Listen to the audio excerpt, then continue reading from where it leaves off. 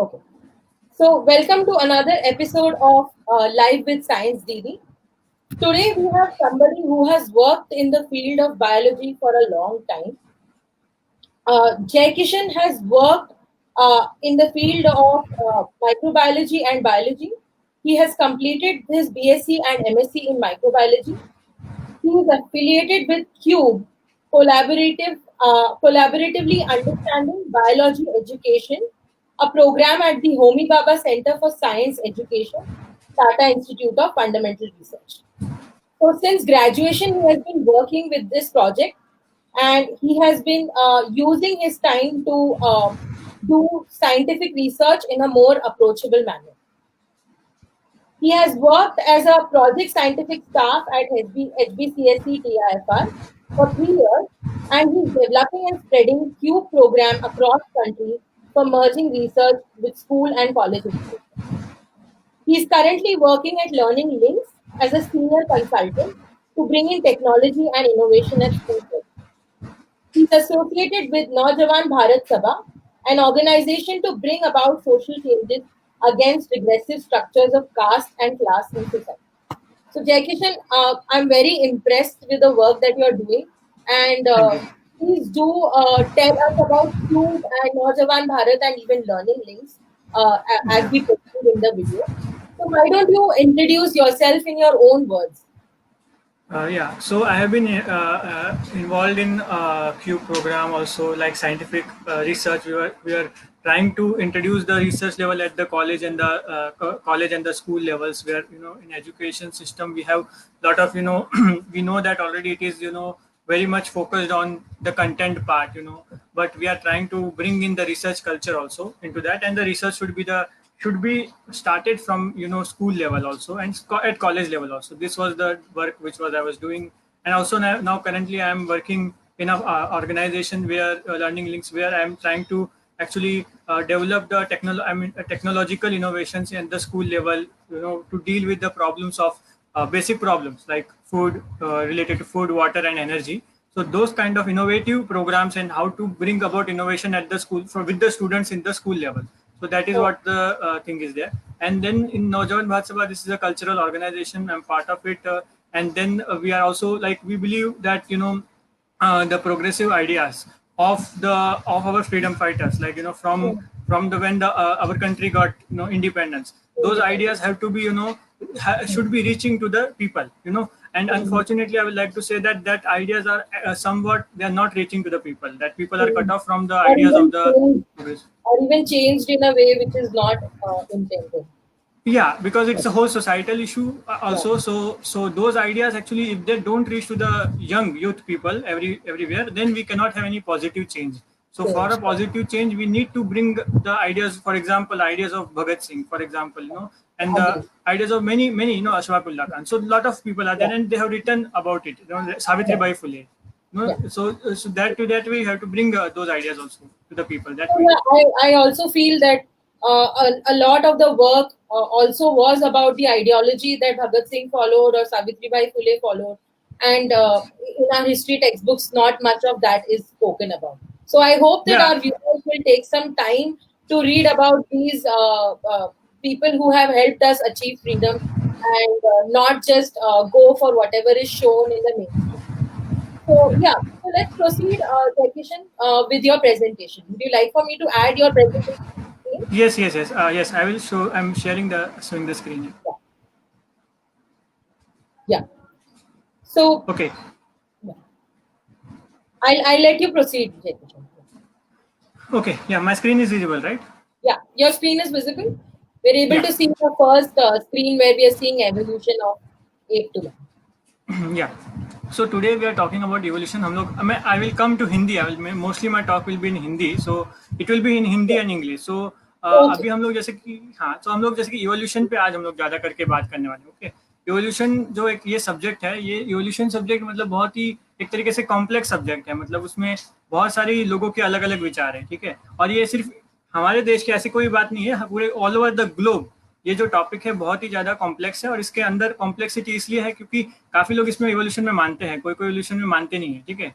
तो और काफ़ी लोग जो है वो लोग इवोल्यूशन में मानते हुए भी उनके अलग अलग विचार है, ठीक है। और इवोल्यूशन में नहीं मानने का एक ये भी कारण है क्योंकि इवोल्यूशन का मतलब होता है कि बदलाव, है ना।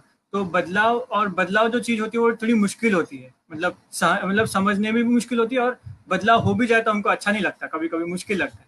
तो इसके लिए इवोल्यूशन को बोले कि हम लोग जैसे हैं वैसे ही अच्छा है, इवोल्यूशन की बात मत करो, बदलाव नहीं होना चाहिए, जैसा है वैसा चल रहा है वैसा ठीक है, ठीक है। तो राइट। आज हम बात करेंगे उन लोगों का, ऐसा भी हमको कहना चाहिए कि इवोल्यूशन जो है ये किसी के इच्छा से नहीं होता, मतलब एक तरीके से मैं विश्वास करूं या नहीं विश्वास करूं उससे इवोल्यूशन को कुछ फर्क नहीं पड़ता, क्योंकि इवोल्यूशन एक नेचुरल फिनोमेना है, एक प्राकृतिक चीज है जो कि घटती जाती है, जो कि होती ही जाती है, उसे हम रोक नहीं सकते, इवोल्यूशन होना ही है, ठीक है। तो आज हम लोग इसी इवोल्यूशन के टॉपिक पे बात करेंगे, और इवोल्यूशन के टॉपिक पे जैसे कि हम लोग इंसानों के इवोल्यूशन के बारे में ज्यादा करके बात करेंगे, ठीक है।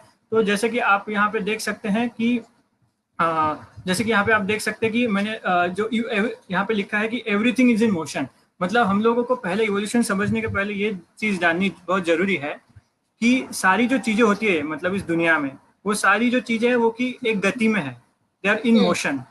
मतलब हम्म। आज दुनिया में एक भी चीज नहीं है ऐसी जो कि मतलब रुकी हुई है, जो कि मोशन में नहीं है, ठीक है। आप जैसे देख लो, इंसान जब पैदा होता है, तो इंसान जब पैदा होता है तब वो छोटा बच्चा होता है ना, छोटा एकदम से, उससे उसको चलने भी नहीं आता, ठीक है, लेकिन वो थोड़े थोड़े टाइम के बाद वो चलता भी है ना, चलना, खड़ा होना सीखता है पहले तो, फिर बाद में चलना भी सीखता है, और उसकी बॉडी भी ग्रो होती है ना, है कि नहीं। तो ये भी एक तरीके का बदलाव है, चेंज, मोशन है, ये बदलाव है।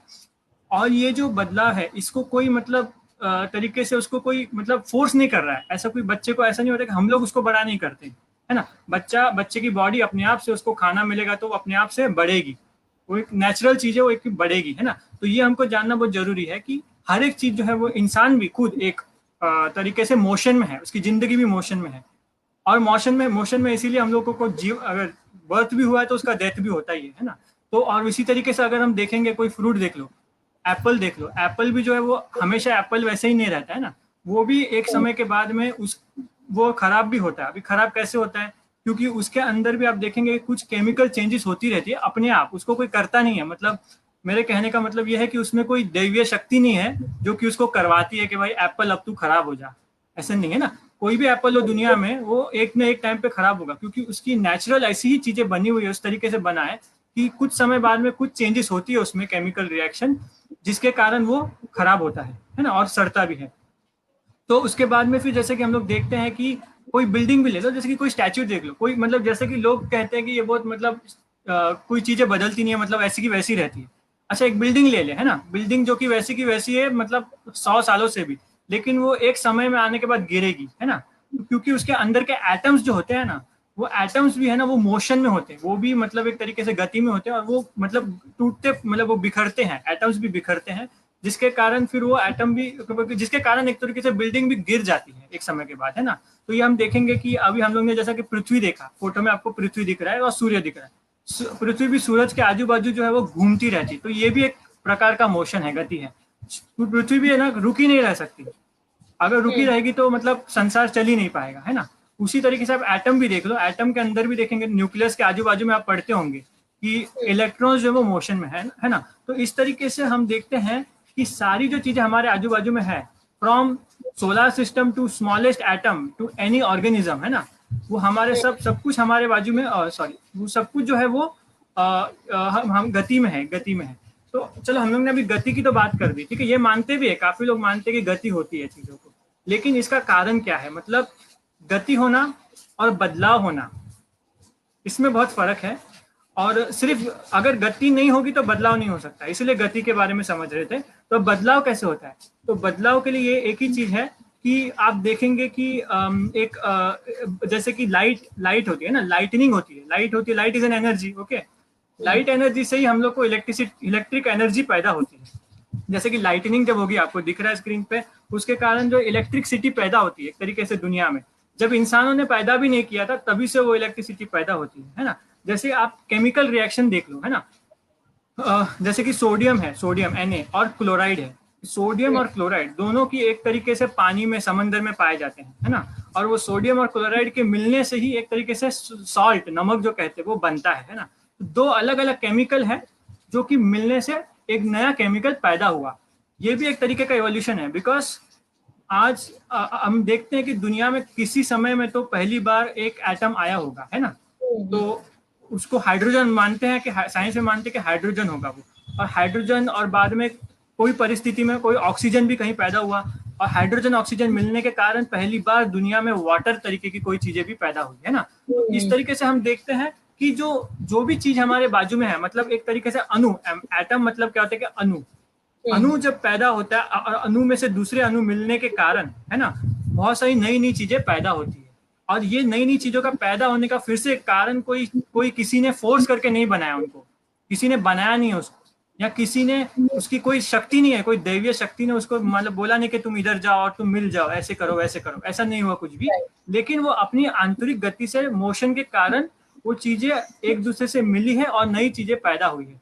मतलब जो भी पदार्थ हमको पैदा हुआ है वो किसी न किसी पहले पदार्थ से पैदा हुआ। यही साइंस जो है, यही बहुत इंपॉर्टेंट है, क्योंकि यही साइंस जो है एक काफी चीजों, मतलब जैसे कि कहेंगे कि कैसे जो मानते हैं कि सब कुछ चीजें ऑलरेडी डिसाइडेड है, मतलब सब कुछ जो तय है, मतलब होना ये तय ही था, मतलब हमारे नसीब में लिखा है ये होगा, मतलब होगा ही, ये हमारे पिछले जन्म में लिखा था। लेकिन पिछला जन्म तो किसी ने देखा नहीं है ना क्या हुआ था, हमको पता भी नहीं हमारा पिछला जन्म था कि नहीं, है ना। तो इस तरीके से हम लोग जिस चीजों का कारण नहीं जानते हैं उस चीजों का हम लोग आगे पीछे, है ना, और कुछ भी हम लोग उसके बारे में अज्यूम कर लेते कि ये चीज, लेकिन हम साइंटिफिक सोच ये होती है कि उसके पीछे के पदार्थ, मतलब जो चीजें मटेरियल कारण जो चीजें हैं उनको देखना होगा। तो जैसे कि हमने कहा कोई भी चीज पैदा हुई है वो किसी न किसी पहले वाली चीज से पैदा हुई रहेगी, अगर उसके पहले कोई चीज नहीं होगी तो वो एकदम से अस्तित्व में नहीं आ सकता, है ना। तो इस तरीके से इंसानों की बात कर ले, ऐसे एक मतलब ऑर्गेनिज्म की बात कर ले, है ना, तो वो जो जीव है, जीव, तो सारे जो जीव है, हम अभी ये जानते हैं, हमारी थियोरी ये जानती है कि सारे जो जीव है एकमात्र जीव से आए हैं, मतलब पहले सबसे पहले कुछ एक ही जीव था, सिंगल ऑर्गेनिज्म, जिसके कारण जो कि आगे बढ़ करके फिर बहुत सारे जीवों में मतलब उसका परिवर्तन हुआ, मतलब एक तरीके से डाइवर्सिफिकेशन हुआ, है ना, मतलब चेंज हुआ। तो उसको हम लोग कहते हैं कि जैसे कि इसको ट्री ऑफ लाइफ कहते हैं, है ना। तो इस ट्री ऑफ लाइफ में हम लोग अभी थोड़ा गहराई में जानेंगे कि ट्री ऑफ लाइफ क्या होता है। ट्री ऑफ लाइफ यही कहता है कि सारे जो ऑर्गेनिज्म है एक कॉमन जीव से हम पैदा हुए हैं, ठीक है, और सारे ऑर्गेनिज्म जो है सब जो जीव प्राणी है वो सब उसी में से आए हैं। तो एक बड़े वैज्ञानिक है जिसका नाम है चार्ल्स डार्विन, ठीक है। तो चार्ल्स डार्विन जो है उन्होंने पहली बार बताया था अपने वैज्ञानिक एक्सपेरिमेंट्स और ऑब्जर्वेशन के थ्रू कि हम लोगों को जो भी मतलब ये ऑर्गेनिज्म है, मतलब जो भी जीव है वो पहली बार एक जीव से आए हैं। और उन्होंने ये भी बताया था कि इंसान जो है वो एक बंदर तरीके के, एप बोलते हैं जिसको, कि एप या बंदर के थोड़े से रिलेटेड जो है जाति है, उसमें से इंसान जो है वो पहली बार पैदा हुआ। अच्छा, ये जो चीज है ये बहुत लोगों को हजम नहीं हो सकती, मतलब इसके कारण भी हजम नहीं होने के, क्योंकि हम लोग जब बंदर को देखें या फिर हम लोग एप को देखें, है ना, गोरिल्ला चिंपांजी टाइप, तो उनको हम देखेंगे तो कि ये कैसे हो सकता है, हम लोग तो इतने अलग है, मतलब हम लोग ने तो मतलब बिल्डिंगें बना दी, है ना, हम लोगों ने तो जैसा कि हम लोगों ने ताजमहल बना दिया, हम लोग तो पोएट्री कर सकते हैं, इंसान जो है पोएट्री कर सकते हैं, है ना, इंसान संगीत लिख सकते हैं, इंसान अलग अलग भाषा बोल सकते हैं, है ना। लेकिन ये जो जानवर है कि एप तरीके का चिंपांजी, उसको तो ठीक से बात करने भी नहीं आता, है ना, वो तो कुछ भी नहीं कर सकता, वो सिर्फ खाना खा सकता है और कुछ नहीं कर सकता, और बस पैदा हो सकता है, मर सकता है, ये तरीके से, है ना। तो इस तरीके से हम लोग को बहुत हमको अलग लगता है ना, दिखने में बहुत अलग, इसलिए लोगों को विश्वास नहीं होता है कि हम लोग जब कहेंगे कि जो भी इंसान है वो जानवरों से आए हैं, ये बहुत दिक्कत की सवाल है। और इसके कारण पूरी दुनिया में मतलब एक तरीके से बोलेंगे कि मतलब एक तरीके से बहुत उथल पुथल भी मच गया था, और इवोल्यूशन की थियरी और डार्विन के ऊपर भी जो वहाँ के जो महान जो गुरु बिरु है वहाँ के जो थे यूरोप के, उन्होंने उसके ऊपर बंदी लगाई थी और उनकी बुक पब्लिकेशन नहीं होने दी थी, ये सब चीजें। तो लेकिन हम लोग अभी यही जानते हैं कि ये चीजें डार्विन ने लाया कहाँ से। ये चीज पहली बात तो जो हम लोग ने पहले वाली साइड में देखा था कि कोई भी चीज जो है वो उसकी अपनी पहली कोई चीज से पैदा होगी, है ना।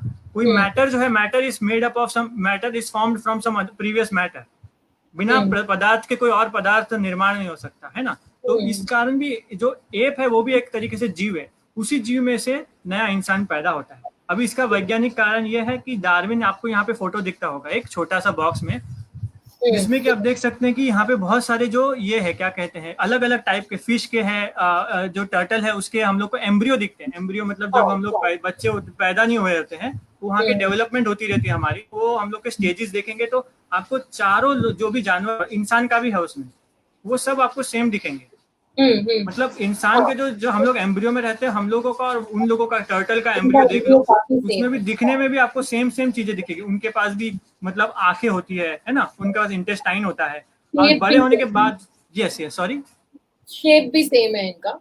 शेप भी सेम है, हाँ बिल्कुल, शेप जब डेवलपमेंट होता है तो शेप भी सेम होता है। तो एक तरीके से हम लोग ये कोई कॉमन मतलब कोई एक ये बात नहीं है। इस डार्विन ने सिर्फ ये देखा कि उसने समानता देखी इंसानों और जानवरों में, क्या समानता है।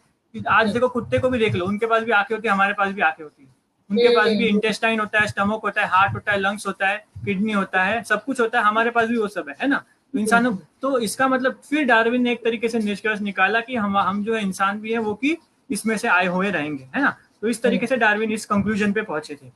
तो तो ये बात जो है, ये बात मतलब इसमें दिक्कत ये हो जाती है कि हम लोग उस समानता को देख नहीं पाते हैं, कि हम लोग इस चीजों को मान नहीं सकते, क्योंकि हम लोग इसमें इंसानों और जानवरों में समानता देखते नहीं है। और दूसरा ये है कि हमको ये लगता है कि जानवरों को किसी ने अलग से बनाया होगा और इंसानों को किसी ने अलग से बनाया है। जब ये हम लोग सोचने लग जाते हैं, तो हम लोग का आइडिया आ जाता है कि ओ समथिंग सम कोई दैवीय शक्ति है जो कि हम लोगों को अलग अलग तरीके से पैदा कर रही है, हर एक को अलग अलग बना रही है। तो लेकिन यही कहना है कि जब तक हम बायोलॉजी की स्टडी नहीं करते या देखते नहीं है एक्चुअल एविडेंस, हमें पता नहीं चलेगा कि एक्चुअल में इतनी सिमिलैरिटीज हैं इन सबके बीच में, राइट? हाँ बिल्कुल बिल्कुल, ये बात है बायोलॉजी। लेकिन ये एक कॉमन ऑब्जर्वेशन भी है, जैसे कि डार्विन जब था तो बायोलॉजी मतलब जैसा आज बायोलॉजी करते लैब में होना चाहिए, लैब होके ही मैं बायोलॉजी कर सकता हूँ, जैसा मेरे को डीएनए नहीं दिखा तो मैं बायोलॉजी नहीं कर सकता, है ना। करेक्ट लेकिन करेक्ट हम करेक्ट। जब हमारे आजू बाजू में सराउंडिंग में देखेंगे, हमको बहुत सारे तो जानवर तो दिखते हैं, और सारे हाँ। जानवरों और इंसानों में भी बहुत सारी समानता दिखती है ना। तो, तो उस तरीके से देखेंगे क्योंकि उनकी लर्निंग एबिलिटी भी देखेंगे, कोई जानवर सीख सकते हैं, इंसान भी सीख सकते हैं, करेक्ट जानवर करेक्ट। ट्रेन होते हैं, इंसान भी ट्रेन होते हैं, ये सब बातें भी से ये सारी जो लैब की कोई जरूरत नहीं है। लेकिन हम पहले से डार्विन भी ये सब करते आए, और उन्होंने फिर ही जाके ये कंक्लूजन पे पहुंचे, उन्होंने समानता देखी। तो उन्होंने ये बात को एक तरीके से क्वेश्चन किया कि कोई मतलब एक सुपर नेचुरल पावर होना चाहिए जो कि सब चीजें तैयार करना चाहिए अलग अलग से, उसकी जरूरत नहीं है यहाँ पे। अगर आप कहते हैं कि सब जो एक जानवर से दूसरा जानवर एक बार आ गया, जानवर उससे दूसरा जानवर तीसरा जानवर पैदा, ये जो होता है, ये बदलाव होता है, इसमें बहुत लंबे समय में होता है, इस पे बात पे हम लोग आगे आएंगे, लेकिन ये बदलाव होता है। और यही डार्विन ने देखा, और उसको जरूरत नहीं लगी कि कोई सुपर दैवीय शक्ति को जगाने की, क्योंकि वो देख सकता था कि एक से दूसरा, दूसरे से तीसरा पैदा हो सकता है, बदल सकता है। अभी हम लोग आगे जैसे देखेंगे कि ये आप पहले भी मतलब आप अपने इसमें भी देखते होंगे कि ये कोई नई बात नहीं है। जैसे कि जब भी एक जानवर दूसरे जानवर को जन्म देता है, तो या दो तीन जानवर को जन्म देता है, तो सारे जानवर एक जैसे नहीं दिखते हैं। जैसा हमारे भाई बहन भी देख लो ना, हमारे भाई बहन भी एक ही माता पिता से आए, लेकिन वो एक दूसरे से अलग दिखते हैं ना। तो ये अलग कैसे है, सेम दिखने चाहिए, लेकिन अलग कहाँ से हुआ, तो ये बदलाव तो आया ना। तो अभी हम लोग जानते हैं कि डीएनए है, डीएनए में कुछ कुछ चीजें बदलती है, म्यूटेशन कहते हैं, है ना। करेक्ट। लेकिन ये तो बात की बात है, मॉडर्न साइंस। लेकिन हम जैसा नॉर्मल भी देख सकते हैं, ये वेरिएशन बोलते हैं इसको। तो ये जो बदलाव जो है उसको वो हम लोग को नेचुरल तरीके से आता ही है, इसमें किसी का कोई कारण नहीं, इसके कोई शक्ति, किसी की कोई भी मतलब विल पावर नहीं है इसमें, है ना। किसी के डिसाइड करने से नहीं होता, ये होने वाला ही है और होता ही है। इस कारण हमको बहुत सारे ब्रीड ऑफ डॉग दिखते हैं, यहाँ तक कि हम लोग अभी अलग अलग डॉग को मिला करके हम लोग अलग अलग डॉग पैदा मतलब तैयार करते हैं। बुल डॉग हो गया, लैब्राडोर, क्या क्या तरीके के डॉग होते हैं ना। तो ये सब चीजें भी हमको दिखता है कि नेचुरल प्राकृतिक चीजें हैं जिसके कारण बदलाव होता है। और जैसा डार्विन ने बताया था कि ये जो बदलाव है ये तुरंत से नहीं होता है। जैसे कि अभी हम लोगों को आप देखेंगे कि कुछ समय पहले एक न्यूज में था, एक नेता ने कहा था कि मैंने आज तक देखा नहीं कि कोई बंदर किसी जंगल में कोई बंदर इंसान बन गया होगा। इंसान में कन्वर्ट हुआ। राइट। किसी मैंने मतलब एक तरीके से मेरे किसी पूर्वज ने मुझे कहा नहीं था। अच्छा, हाँ ये हाँ। बात हमको समझनी बहुत जरूरी है कि ये जो चीजें हैं एक दिन में नहीं हो सकती, या एक जीवन काल में भी नहीं हो सकती। राइट। इसको होने के लिए बहुत सदियां लगी। इसके लिए बाजू में आपको डायग्राम दिखेगा, यहाँ पे millions of thousands of year के समय में छोटे छोटे बदलाव आए। वो छोटे छोटे बदलाव जो है, और बाद में बहुत एनवायरमेंट में भी बदलाव हुए, जानवर में बदलाव हुए, अब प्रकृति में भी बदलाव हुए, जिसके कारण वो प्रकृति के अंदर नए नए जानवर सिलेक्ट हुए। जो जानवर जिस कंडीशन में सर्वाइव हो सकता था वो आगे बढ़ा। और इस चीज को काफी समय लगा, कभी तेजी से हुआ इवोल्यूशन, कभी फास्ट, कभी स्लो हुआ, लेकिन हुआ।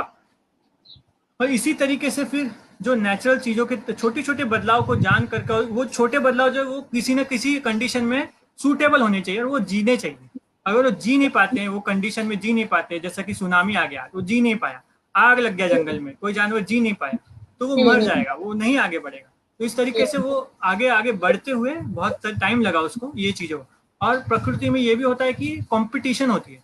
तो जीने की बात करेंगे तो जीने के लिए खाना तो चाहिए ना, तो खाने के लिए बहुत ज़्यादा कंपटीशन होती है नेचर में। ओके, तो नेचर में जैसे कि आप देख सकते हैं कि एक ही स्पीशीज के अंदर, मतलब एक ही प्रजाति के अंदर भी बहुत सारी कंपटीशन है, और एक ही बाहर अलग अलग प्रजातियों के बीच में भी कंपटीशन है। वो सब लोग खाने के लिए मतलब एक दूसरे से लड़ते भी हैं, कॉपरेट भी करते हैं, लड़ते भी है, दोनों चीजें चलती है नेचर में। और उसी के अंदर जिसको खाना मिलेगा वही आगे जाता है। यहाँ तक कि आप देखेंगे कि हनी बी होगी ना, अगर वो हनी बी, उसको अगर स्मेलिंग शक्ति उसकी अगर कम रहेगी ना, तो वो किसी जगह पे सर्वाइव नहीं कर पाएगी। अगर वहां पे कम खाना है और उसकी स्मेलिंग शक्ति कम है तो, और अगर उसकी स्मेलिंग शक्ति बहुत ज्यादा तेज होगी तो वो वहां पे सर्वाइव कर सकती है और वो आगे बढ़ेगी, है ना, वो इवॉल्व होगी, आगे बदलेगी। तो इस तरीके से हम लोग उसको नेचुरल सिलेक्शन बोला था डार्विन ने। लेकिन ठीक है, तो इसी बात के हम लोगों को बदलाव, छोटे छोटे बदलाव नेचुरली आते हैं, कोई किसी किसी की हाथ नहीं उसमें, वो नेचुरली आते हैं अपनी गति से। एक चीज दूसरी चीज को जन्म देती है और वो उसके आगे फिर वो आगे जाके एक बड़ा, मतलब छोटी माइनर, जो माइनर बदलाव होगा वो एक आगे चल के मेजर बदलाव बन जाता है, जो कि आगे चल के वो सिलेक्ट हो जाता है, या मतलब तरीके से वो डोमिनेंट हो जाता है, वो हमको दिखता है आंखों से।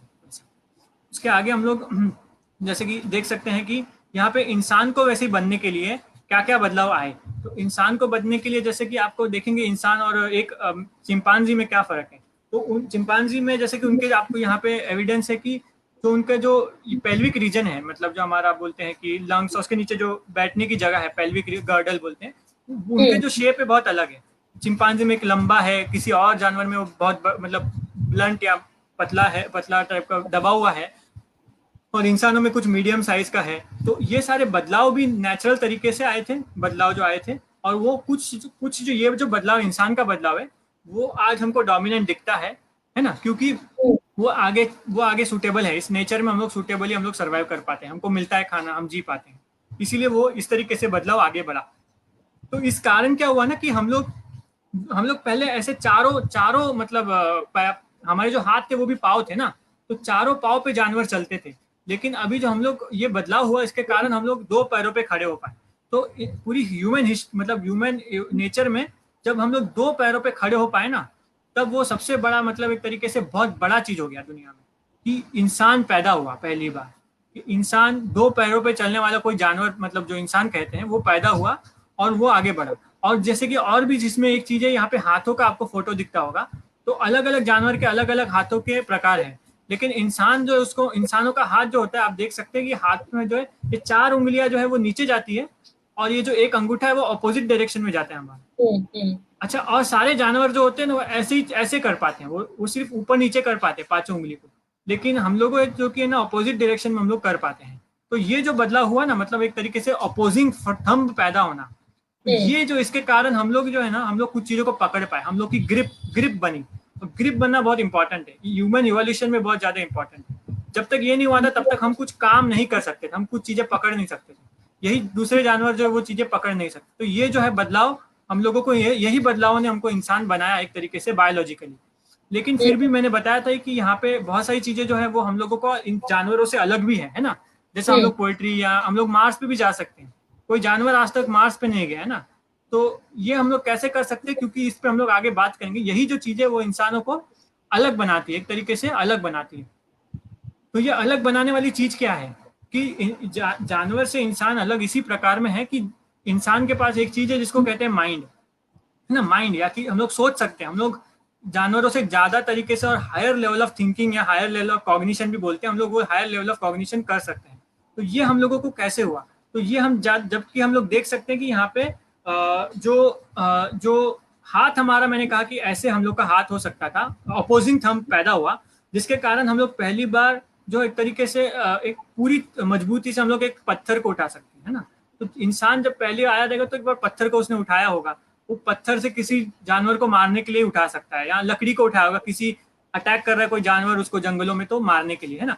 अच्छा, इसके पहले हम लोग सब लोग है ना झाड़ों पे रहते थे, मतलब बंदर तो झाड़ों पे ही रहते हैं, और हम लोग सब फ्रूट ब्रीट भी खाते थे। लेकिन जब इंसान पहली बार आया, मतलब तो वो झाड़ों से नीचे आया, जमीन पे आया, और जमीन पे वो जब आया तब वो ये सारी चीजें मतलब करने लगा कि पत्थर उठाना ये सब चीजें ज्यादा करने लगा। और उन्होंने ये भी देखा जैसा कि इंसानों ने कि जंगलों में कभी कभी आग लग जाती है ना। अच्छा, आग पहले पता नहीं थी लोगों को ना, इंसान को पहले पता नहीं था आग जैसा चीज होता है। लेकिन ये जो आग को पहली बार जब उन्होंने देखा, और आग करती क्या है, आग जो पूरी की पूरी मतलब जानवरों को जला देती है ना।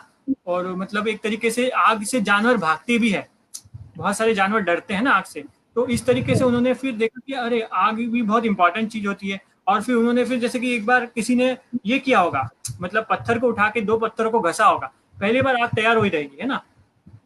तो पहली बार आग तैयार होने से उनको समझेगा भी नहीं कि क्या हुआ, हो सकता है कि नहीं समझा हो, लेकिन हो सकता है कि बाद में पता चलने के कारण उन्होंने फिर आग तैयार करना सीखा, पहली बार आग तैयार हुई। तो इसका मतलब ये कि हम लोग जो चीजें नॉर्मली देखते हैं, मतलब उसको बोलेंगे कि एक परसेप्शन है हमारा, परसेप्शन से नॉलेज तक बनना, ये एक प्रक्रिया होती है जिसमें कि ये बना, ये इंसानों में भी जब आए तब बना। तो जिसके कारण फिर इंसानों ने पहली बार आग बनाना शुरू किया, आग अपने कंट्रोल से। पहले तो लगती थी आग अभी, लेकिन इसमें इंसानों ने नेचर के ऊपर एक कंट्रोल करने का, मतलब नेचर की जो ब्लाइंड शक्तियां होती है, नेचर इज अनकंट्रोलेबल, लेकिन इंसानों ने उसके ऊपर कंट्रोल करना थोड़ा थोड़ा सीखा पहले। उसके आगे आप देखेंगे कि इंसानों ने उसी जो चीजें है उसके उसी को उसी से, जैसे कि आप देख सकते हैं कि यहाँ पे जानवरों को खाना है ना। जैसे उन्होंने देखा होगा कि पहली बार के जो जंगल जल जाते थे, उनमें जो जानवर मर जाते थे, उनका जो मांस है वो बहुत मतलब टेस्टी होता है, मतलब एक तरीके से टेस्टी, मतलब टेस्ट नहीं बोलेंगे, लेकिन वो पचने में थोड़ा आसान होता है क्योंकि ऑलरेडी वो डाइजेस्टेड होता है। तो जब इंसानों ने ये भी देखा कि आग जो है वो खाने, मतलब खाने को भी कुछ करती है, तो उन्होंने फिर अलग से, यहाँ देख सकते हैं फोटो में कि इन्होंने अलग से, मतलब अभी जानवरों को मार करके ला करके उनको अलग से पका करके खाना, ये भी चीज जो पहले नहीं होती थी ये भी पैदा हुई। मतलब एक जो पहले नहीं थी, इवोल्यूशन में पहले नहीं थी, लेकिन ये एक समय में इवोल्यूशन के वो चीज पैदा हुई, ये नॉलेज के कारण, मतलब एक तरीके से टूल का इस्तेमाल करने के कारण। ये नॉलेज आया कहाँ से, चीजों को इस्तेमाल, यहाँ पे आप देख सकते हैं कि बहुत सारे टूल है, अलग अलग तरीके के टूल है ना। इसको यहाँ पे एक है वो की है जो कि फ्लिंट नाइफ बोलते हैं। अच्छा, ये जो फ्लिंट नाइफ है ये किसी भी जानवर ने आज तक बनाया नहीं। जानवर कुछ कुछ चीजों का इस्तेमाल करते हैं, कुछ कुछ टूल का इस्तेमाल करते हैं, जैसे कभी पत्थर उठा के फेंक देना, या कोई किसी किसी किसी लकड़ी से कुछ चीजें निकाल करके खा लेना, ऐसे जानवर करते भी है। लेकिन एक तरीके का फ्लिंट नाइफ बनाना ये कोई जानवर नहीं कर सकता, ये इंसान ने ही मैं किया है। मैं आपको एक सेकंड रोकना चाहती हूँ क्योंकि इसी इसी टॉपिक पे एक सवाल आया है। monkeys can also grip, so what's special in human grip and is it different than monkey? हाँ, तो इसमें आप देखेंगे कि जैसे कि यहाँ पे एक फोटो दिख रहा है, इस फोटो में आपको अलग अलग तरीके के दिख रहे हैं, बबून का हाथ है और गोरिल्ला का हाथ है ना। तो ये जो सारे हाथ है ना, इनके हाथों में यही फर्क है कि वो जो हाथ है वो अपोजिट, कंप्लीटली अपोजिशनल नहीं थे। हम लोग का उंगली जो है वो एकदम अपोजिट जाता है, जैसे कि ये नीचे आ रहा है तो ये मेरा अंगूठा ऊपर भी जा सकता है ना एकदम से, ये नहीं होता था, ये सीधा ऐसा कर सकते थे, दो सिर्फ नीचे ही जाएगा। कुछ कुछ थोड़े थोड़े फर्क होते थे, लेकिन वो ग्रिप बोलेंगे ना एकदम से उनकी अपोजिंग नहीं थी, और वो एकदम से मतलब पूरी तरीके से पकड़ नहीं सकते चीजों को। यही कारण है वो लोग कोई औजार इस्तेमाल नहीं कर सकते और औजार बना भी नहीं सकते, यही है। यानी उतने ज्यादा एक्सपर्टीज से नहीं बना पाते जितने एक्सपर्टीज से ह्यूमन हैंड से बन पाते। हाँ, क्योंकि ये बायोलॉजिकल हमको मिला है, ये हमको प्राकृतिक नेचुरल गिफ्ट है एक तरीके से, नेचर ने हमको, नेचर भी मतलब पूरी इवोल्यूशन की हिस्ट्री में हमको ये मिला है। ये नेचर मतलब कोई तुरंत नहीं हुआ, बहुत इसमें बहुत सारा मेहनत नेचर का भी बहुत इसमें ये लगा है, टाइम लगा है और सब चीजें लगी है, तो इसके कारण हमको ये मिला है। और यही एक डिफरेंस है इंसानों और जानवरों के अंदर।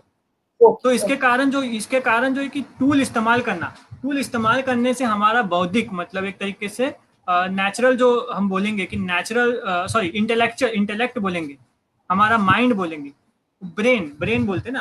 तो ब्रेन की वजह से ही तो इंसान जानवरों से अलग है ना। अगर ब्रेन जैसा नहीं होता कुछ चीज तो हम लोग भी जानवर ही होते। तो इंसान जब ब्रेन डेवलप कहाँ से हुआ, ब्रेन एवोल्यूशन ही कहाँ से स्टार्ट हुआ, कि जब इंसानों ने मटेरियल के साथ में एंगेजमेंट करना चालू किया, या फिर टूल को बनाना शुरू किया है ना, इस्तेमाल करना, बनाना, अलग अलग टाइप के आपको टूल दिख रहे हैं, बनाने शुरू किए है ना। जो जो जो जो नॉनवेज था उसको, मतलब जानवरों को खा करके उसकी मांस जो है उससे कपड़े बनाना शुरू किया है ना। तो ये सारी जो टूल का इस्तेमाल से एक तरीके से हमारा जो ब्रेन है वो भी डेवलप होता है। इससे एक बहुत ज्यादा साइंस है कि कोई बोलते कि ब्रेन तो मतलब ऑलरेडी होता है, मतलब आप ज्यादा डब्बू है, आप ज्यादा मतलब ऑलरेडी बचपन से आप पैदाइशी आप होशियार है ना। लेकिन पैदाइशी होशियार की कोई चीज नहीं होती है, क्योंकि पैदाइशी होशियारियत जो होती है, मतलब एक तरीके से इंटेलिजेंस होता है, वो तो प्रैक्टिस से ही आता है। यही बताता है कि मैनुअल प्रैक्टिस ने पहली बार इंसान की हिस्ट्री में मेंटल प्रैक्टिस या मेंटल जो पावर है उसको हम लोग को जन्म दिया है। मैनुअल प्रैक्टिस ने, मैनुअल लेबर ने एक तरीके से, मैनुअल जो शारीरिक श्रम नहीं मानसिक श्रम को जन्म दिया है। यही हम लोग इवोल्यूशन की बात करते हैं कि मानसिक श्रम कहाँ से आया, तो फिर से पीछे आया, उसके शारीरिक श्रम से आया। ठीक है, तो इस तरीके से हम लोग आगे जाते हैं। तो इस तरीके से इंटेलिजेंस हम लोग का डेवलप होना चला हुआ क्योंकि मैनुअल लेबर था। और मैनुअल और जो मेंटल है दोनों का हम लोग को डेवलपमेंट यहाँ पे दिखता है कि जो आपका ब्रेन देखेंगे कि ब्रेन का साइज भी जो है, आज का जो इंसान है होमोसेपियंस, उसका जो ब्रेन साइज है सबसे ज्यादा मतलब बड़ा है एक तरीके से। और पहले के जो जानवर, जैसे पहले के जो हम लोगों की जो मतलब हम लोग भी बहुत तरीके से इवॉल्व हुए, अलग अलग टाइप के इंसान होते थे, सिर्फ हम लोग ही इवोल्यूशन में इंसान नहीं है, एक ही समय में बहुत तरीके के इंसान भी होते थे, नियंदरथल और बहुत सारे टाइप के, होमो इरेक्टस, बहुत सारे टाइप के होके गए। तो वो हम लोग एक समय में तो एक ही साथ जीते भी थे। तो ये जो चीजें हुई, लेकिन पहले के और अभी में क्या फर्क है कि आज का जो इंसान है उसका ब्रेन साइज देखेंगे और पहले के जो अलग अलग टाइप के आप देखेंगे, यहाँ पे नाम भी लिखे हुए हैं उनके, अगर होमो इरेक्टस के देख लो ब्रेन साइज, तुलना में वो कम, उनका छोटा ब्रेन साइज है। ओके, ये क्यों हुआ? क्योंकि आज तक मतलब इंसान जो इतना इवॉल्व कैसे हुआ है, वो मैनुअल लेबर करके ही हुआ है। मतलब शारीरिक श्रम करके उसका मानसिक जो ब्रेन का साइज भी बड़ा है। तो ब्रेन का साइज कोई इंडिपेंडेंट, मतलब कोई किसी वापस से किसी शक्ति ने उसको प्रदान नहीं किया, दे नहीं दिया है, बल्कि वो मैनुअल श्रम जो हम लोग करते हैं हिस्टोरिकली, उससे हम लोगों का ब्रेन का साइज आज जो दिखता है वो हम लोग का है। यही समझ, और ये बहुत इंपॉर्टेंट है क्योंकि जानना कि काफी जो डार्विन भी था, जैसे डार्विन की एक गलती थी इसमें कि डार्विन कहता था कि जो ब्रेन है हमारा, है ना, तो ब्रेन जो है, ब्रेन का साइज उन्होंने कहा था कि इवोल्यूशन में ब्रेन बड़ा, पहले ब्रेन साइज आएगा, उसके बाद में फिर हम लोगों की जो हम लोग ने कहा ना बाइपेडलिज्म, मतलब जो ये उंगलियों का अलग होना है ना, और जो दो पैरों पे खड़ा होना, वो सब बाद में आएगा। ये डार्विन, क्योंकि ये भी दिखाते हैं हमको कि डार्विन भी क्या सोचता था कि दिमाग पहले है, मतलब दिमाग होगा तो ही आगे इवोल्यूशन हो सकता है, इवोल्यूशन। लेकिन यहाँ पे ये दिक्कत, यहाँ पे आज का सबूत ये बताता है कि पहले हम लोगों का जो मानसिक जो था वो लेटर आया, मतलब पहले दिमाग आया, दिमाग के कारण सब बदलाव नहीं हुए। पहले तो मैनुअल लेबर हुआ, मसल का इंटरेक्शन, मसल्स जैसे बदलते हैं, मसल के शेप बदलते हैं, ब्रेन के सॉरी बोन के शेप बदलते हैं, है ना, जिसके मसल के कारण muscle is connected to nervous system also, brain also. तो ये सब चीजों के बदलने के कारण ब्रेन डेवलपमेंट होता है। तो ये हमको दिखता है ये एक तरीके से कि ये जो हम देखेंगे कि जो दिमाग के ऊपर हमारा जो फोकस है ना, वो भी हम लोग आगे आएंगे कि हमारा फोकस दिमाग पे क्यों ज्यादा है। और श्रम को हम लोग एक तरीके से वैल्यू ही नहीं देते। आज का भी समाज देखेंगे तो श्रम की क्या वैल्यू है, मतलब काम कर रहे हो करो, मतलब हम तो ज्यादा इंटेलिजेंस को वैल्यू देते हैं। एजुकेशन बोलता है कि हम लोग को ब्रेन बढ़ाना है, हमको कुछ काम से कुछ ये नहीं है, मतलब नहीं ऐसा। तो हम लोग इस पे आगे बात करेंगे। एजुकेशन, हमारे व्यूअर निखिलेश ने इसी बात पे जो एवोल्यूशन और ब्रेन का कनेक्शन है, इसी बात पे एक सवाल पूछा है। Can you also give some insight on the topic mutual aid as described by Kropotkin? Many assume that evolution is only about competition and somehow also used to justify it social ills. हाँ, ये बहुत ही interesting question है इसके ऊपर, क्योंकि हम लोग जैसा म्यूचुअल एड की बात की या कॉपरेशन की बात की है, जैसे देखो कि जैसे नेचर की बात कर रहे हैं, तो नेचर में ना देखो, नेचर हमारे से कुछ गवर्न नहीं, नेचर तो हमेशा से है, इंसानों का उसमें कोई रोल नहीं है। एक तरीके से नेचर जब बना तब इंसानों का कोई रोल नहीं, नेचर हमेशा से मौजूद है। लेकिन नेचर में फिर कंपटीशन भी होती है और कॉपरेशन भी होती है, दोनों होती है। इसमें कोई मतलब इंसानों का इसमें कोई गलती नहीं है, इसमें कोई हम लोग को, लेकिन ये कुछ लोग हैं या कुछ मतलब एक तरीके से, ये हम लोग आगे आएंगे समाज के ऊपर जब बात करेंगे कि समाज में ऐसी जो चीजें मतलब हम लोग का डिवीजन मौजूद है, जिसके कारण ये आइडिया से किसी न किसी कुछ लोगों को या मतलब एक तरीके से बहुत सारे लोगों को भी ये आइडिया से फायदा मिलता है। और ये आइडियाज वो लोग मतलब एक तरीके से पोपट की जैसा है ना, रटते रहते हैं और इनके ऊपर बहुत हफ्ते भी रहते हैं। इनके बारे में हम बात कर सकते हैं आगे चल के, हम इसके ऊपर आएंगे टॉपिक के ऊपर, सोशल इल। तो ये जो मतलब एक नेचर कोई ऐसा बायस नहीं है कि कंपटीशन ही होगा, नेचर में कॉपरेशन भी होता है। ओके, और ये बात है कि इंसान जो है ना, इंसान दूसरे जानवरों से इस मायने में अलग है कि इंसान जो है वो डिसाइड कर सकता है, इंसान जो है तय कर सकता है कि मुझे कॉपरेशन करना है कि मुझे कंपटीशन करना है ना। कोई जानवर तय नहीं कर सकता, जानवर को खाने के लिए लड़ना पड़ेगा ही, कंपटीशन करना पड़ेगा ही। लेकिन इंसान जो है वो आज इस लेवल तक पहुंच चुका है कि उसको कंपटीशन करने की जरूरत ही नहीं है, क्योंकि आज खाने के लिए मरने के मतलब एक तरीके से आवश्यकता है नहीं। मतलब मरते हैं लोग, वो बात अलग है, लेकिन आज जो हम लोग का प्रोडक्शन इतना लेवल तक पहुंच चुका है कि हमको कंपटीशन के बिना हम लोग अपने दिमाग, इसीलिए मैं दिमाग की बात कर रहा हूँ, दिमाग हम लोग पास इसीलिए है क्योंकि हम लोग डिसाइड कर सकते हैं कि हमको कंपटीशन करना है या हमको कॉपरेशन करना है। है ना, हमको क्या चाहिए, हम लोग, ये दिमाग जो है वो जानवरों में नहीं है। तो इसलिए इंसानों का सीधे सीधे जानवरों से तुलना करना एक तरीके से बहुत ही गलत है।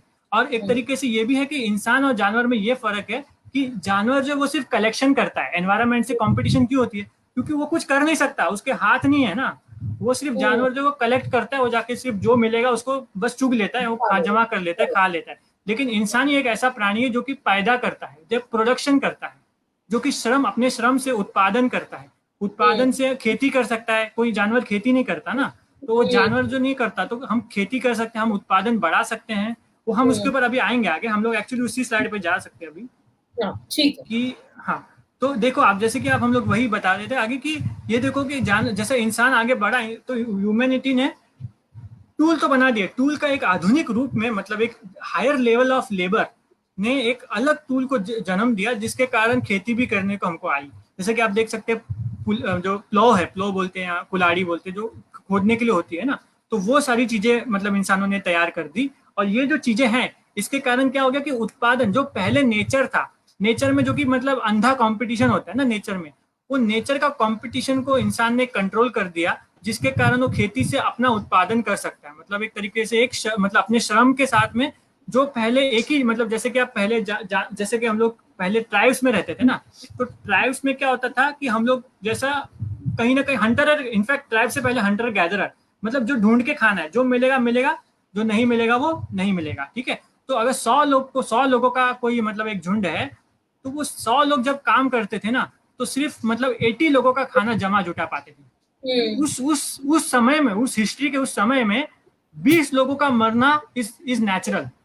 20 लोगों को मरना पड़ता ही था, क्योंकि खाना उतना अवेलेबल मिलता ही नहीं था, है ना। लेकिन क्योंकि इंसान श्रम कर सकता है, और श्रम से वो मतलब खेती कर सकता है, एक तरीके से प्रोडक्शन, श्रम से वो औजार बना सकता है, औजार से खेती मतलब फास्ट, तुरंत तरीके से या गति से कर सकता है, जिसके कारण हम लोग देख सकते हैं कि खेती के कारण प्रोडक्शन बढ़ता है। प्रोडक्शन बढ़ने के कारण पहले जो 80 लोग का खाना जमा होता था, उसके बाद में 100 के 100 लोग भी खाना, मतलब 100 लोग काम करते थे, 100 लोग खाना खाते थे। एक इक्वल समाज था, एक तरीके से बोल सकते थे कि सारे लोग जो है वो सारा काम करते थे, और सारे लोग जो है वो जीते थे, और सारी चीजें भी करते थे। उस समाज में देखेंगे आप, ट्राइब्स में देखोगे, मैंने एक एग्जांपल दिया यहाँ पे, एक आपको ट्राइब दिख रहा है ऊपर, वो है इरोकियस ट्राइब। ट्राइब उसका नाम है इरोकियस, ओके। ये कुछ 17th सेंचुरी का ट्राइब है, ठीक है। और ये जो ट्राइब है बहुत मतलब आइसोलेटेड ट्राइब रहा था पहले तो। और ये जो ट्राइब मतलब एक दिखाता है हमको, ये कुछ अभी का ट्राइब है, मतलब 500 साल पहले का ट्राइब यहाँ, तो उससे मतलब ये हमको दिखाता है कि जब पहले ट्राइब कल्चर हुआ रहेगा, मैं पूरी दुनिया में कुछ भी नहीं था, सिर्फ ट्राइब ही थे, तो वहां पे कैसा समाज होगा। तो ये ट्राइब में अगर आप देखोगे, तो सारे लोग काम करते थे, सारे लोग खाते थे, और सारे लोग जीते थे, सब कुछ करते थे, ठीक है। बंटवारा, इसमें एक इक्वालिटी का आपको दिखता है कि समाज में पूरा इक्वालिटी था। यहाँ तक कि महिलाएं जो थी, महिलाएं भी जो काम करती थी, खेती करती थी, या जो भी उन लोग करते थे, और प्रोडक्शन करती थी एक तरीके से, और वो कंट्रोल भी करती, उनकी एडमिनिस्ट्रेशन में भी ज्यादा रोल होता था, उनके नियंत्रण, मतलब चीजों को रेगुलेट करने में भी ज्यादा, डिसीजन पावर भी उनके पास ज्यादा था। लेकिन आज के हम लोग समाज में देखते हैं कि आज जो स्त्रियां, तो आप देखेंगे कि घर के अंदर बंधी हुई रहती है। आप देखेंगे ना कि बहुत सारे, अच्छा उस समय में ये भी था कि फैमिली, जो एक तो फैमिली तो अलग थी, फैमिली नहीं थी, लेकिन उस समय में आप देखेंगे कि जो जो महिला, जो बच्चे आते थे, बच्चे लोग को मैट्रीलिनियल बोलते हैं। मतलब माँ के नाम, उनका सरनेम, हम लोग अभी फादर का सरनेम लगाते हैं ना, लेकिन उन लोग माँ का नाम से ही चलता था, उन लोग को जाना माँ से जाता था। और ये बहुत कॉमन सेंस भी है इसमें, क्योंकि बच्चा माँ से पैदा होता है ना, माँ के पेट से, तो ये समाज को दिखता है कि किसका बेटा है या किसी की बेटी है, तो माँ से बहुत ज्यादा कनेक्टेड होता था, तो माँ के सरनेम नेम से ही चलता था। लेकिन सरनेम था नहीं, मैं बस बता रहा हूँ कि नाम थे, नाम से चलता था। तो तो एक तरीके से हम लोग ये बोलते हैं कि माँ मैट्रीलिनियल सोसाइटी था। लेकिन फिर पेट्रियार्कल सोसाइटी की जब बात करते हैं, वो बहुत लेटर समाज में आया है, वो हम बात करेंगे क्यों आया है। लेकिन इस तरीके से मैट्रीलिनियर और इक्वल समाज था, जिसमें कि स्त्रियों की स्थिति जो थी वो और ज्यादा उन्नत थी, और वो इक्वल ज्यादा थी। जैसे घर के अंदर दबके रहने और सिर्फ घर का काम करने तक उनकी, और उनकी जिंदगी जो थी किसी और मर्द के ऊपर, ऐसे लोगों के ऊपर डिपेंड नहीं रहती थी, फैमिली के ऊपर, क्योंकि वो इंडिपेंडेंट इन द सेंस कि वो काम करती थी, वो श्रम करती थी, और श्रम से वो अपना जीवन जगती थी। इस तरीके से उनका सोसाइटी, हम सोसाइटी अलग था, एक तरीके से हम लोग सोसाइटी बोल, तो ये सोसाइटी था। तो उसके बाद हम लोग जब एग्रीकल्चर आ जाता है समाज में, और फिर बहुत सारी सिविलाइजेशन बन जाती है, जैसे कि हम लोग इंडिया में जानते भी कि इंडस वैली सिविलाइजेशन हुई है ना। ये एग्रीकल्चर रिवोल्यूशन का एक आधुनिक, एग्रीकल्चर रिवोल्यूशन 10,000 साल पहले होता है, और उसके बाद में ये इंडस सिविलाइजेशन आती है, जिसमें मतलब आप देखेंगे कि आपको आपको दिखेगा कि एक तरीके से मतलब एक समाज एक तरीके से एग्रीकल्चर पे ज्यादा डिपेंडेंट है, ठीक है। और प्रोडक्शन जो देखेंगे आप, प्रोडक्शन जो वो एक उन्नत लेवल पे पहुंच चुके हैं। मतलब अभी वो कंपटीशन में पहले वाली कंपटीशन की जो जो मतलब जानवर कंपटीशन करते हैं, तो जानवरों की कंपटीशन इंसान को करने की क्या जरूरत नहीं रह गई थी, ठीक है। होती थी कंपटीशन, वो अलग कारण है, लेकिन प्रोडक्शन ज्यादा होता रहा। तो प्रोडक्शन ज्यादा होने के कारण एक चीज होती है दुनिया में कि हम लोग उसको आगे देखेंगे कि अच्छा, तो ये जो प्रोडक्शन ज्यादा होता था, प्रोडक्शन ज्यादा होता था क्यों तो होता था, तो इंसानों ने, जैसे कि अभी हम लोग ब्रेन की बात कर लिए ना, कि ब्रेन भी डेवलप हो रहा है। जैसे जैसे हम लोग प्रोडक्शन बढ़ा रहे हैं, वैसे वैसे मानसिक भी बढ़ रहे हैं, हम लोग बढ़ रहा है ना। तो उस कारण फिर हम लोग देखेंगे कि बहुत सारे विचार भी आने लगे लोग फिर उसके बाद में इमेजिन करने लगे, जैसे कि आर्ट के बारे में, है ना। पहली बार दुनिया में आर्ट जैसी चीज आई, और फिर साइंस जैसी चीज आई। रिलीजन जैसी भी चीज तभी पैदा होती है। रिलीजन कोई मतलब हिस्टोरिक मैन था तभी रिलीजन हमको दिखता नहीं कि कोई था। रिलीजन हमको यहाँ दिखता है, ये आपको मैं फोटो दिखा है, वो समर डायनेस्टी है, ये कुछ 4000 BC 4500 BC ऐसी कोई टाइम की बात है ये। तो ये तभी की बात है, तब तब पहली बार यहाँ पे लोग गॉड को पूजा कर रहे हैं। तो रिलीजन भी तभी है। रिलीजन एक्चुअली इसमें क्या चीज है कि वो एक मतलब हमको इमेजिन करवाता था एक तरीके से। हम लोग जो चीजों को जान नहीं सकते थे, हमको रिलीजन जो उसको हमको एक तरीके से उसको हमको सपोर्टिव एक एलिमेंट था कि जिस चीज को हम जान नहीं सकते हम लोग तो भी उस पर भरोसा करेंगे तो हमको कुछ तो सपोर्ट मिल जाएगा जीने के लिए, है ना। तो ये तरीका था, ये इस तरीके से रिलीजन एक तरीके से इमेजिनेशन में आया था इंसान के। और हम ये भी देखते हैं कि उसके बाद में बहुत सारे साइंटिफिक, अच्छा साइंटिफिक चीजें भी इसमें बहुत सारी टाइम पे थी। जैसे ग्रीस की टाइम बात कर, एंशियंट ग्रीस की बात कर रहा हूँ। एंशियंट ग्रीस के लोगों ने तो मतलब इतने मतलब साइंटिफिक भी बोल सकते, क्योंकि साइंटिफिक थे क्योंकि उन्होंने तो मतलब मेजर करके ये भी पता कर दिया था कि हमारा जो अर्थ वो फ्लैट नहीं है, वो स्पेरिकल है। वो कैसे किया था उन्होंने, 3 पॉइंट दिख रहे हैं आपको, यहाँ का डिस्टेंस मेजर किया था। और डिस्टेंस मेजर करने के बाद में अगर फ्लैट होता तो ज्यादा डिस्टेंस आता, अगर कर्व कोई भी सरफेस कर्व होती है तो यहाँ first A to B point अगर जाएंगे, एक लंबा आपको जो आपको दिख रहा है ट्राइंगल का जो साइड होता है, वो उसका जो डिस्टेंस होगा वो कम होगा। तो इस तरीके से अगर वो कम डिस्टेंस मिल जाता है तो उससे उनको तय हुआ कि ये जो है, ये कैसे उन्होंने डिस्टेंस मापा, ट्रैवलिंग करके।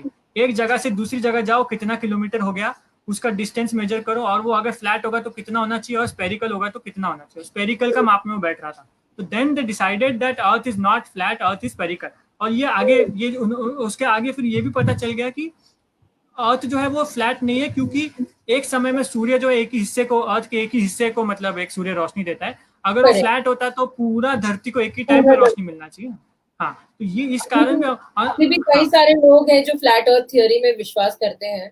हाँ, मैं उसी पे आ रहा था कि फ्लैट अर्थ उस पर विश्वास करते हैं। विश्वास करने को, विश्वास को तो अभी कुछ कह नहीं सकते, क्योंकि उसके ऊपर कारण होना चाहिए। रैशनैलिटी का मतलब ये कि, लेकिन उनका बात यही है कि उन लोगों को ये नहीं मतलब ये मेजरमेंट या चीजों कैलकुलेट, उन लोग बोलते हैं हम लोग अलग तरीके से खुद से ढूंढेंगे, है ना। हाँ, हम अलग से ढूंढेंगे, अभी ढूंढेंगे कैसे ढूंढ रहे हैं उसका उनका कुछ ये नहीं है, लेकिन उनको ये बातों पे विश्वास इसी कारण नहीं है कि उनको खुद से ढूंढना है, तो उनको मौका दिया जाना चाहिए ढूंढने का, ढूंढते रहो। लेकिन जो फैक्ट है वो जो कि मतलब हिस्टोरिकली साबित हो चुकी है चीजें, उनको मैं अभी अभी चैलेंज करके मतलब मैं कहूँ कि इंसान मतलब लेबर के कारण हुआ ही नहीं था। वापस से मैं बोलूँ, टूल तो इंसान ने कभी बनाया नहीं, मैं जाके ढूंढूंगा टूल बनाया कि नहीं बनाया। तो ये तो मतलब एक तरीके से गलत हो गया, ठीक है। तो उसके बाद में आप देखेंगे कि यहाँ पे आर्किमिडीज भी है। आर्किमिडीज भी ग्रीस टाइम के एक स्कॉलर माने जाते हैं, जिसने की एक यूरेका कहा था।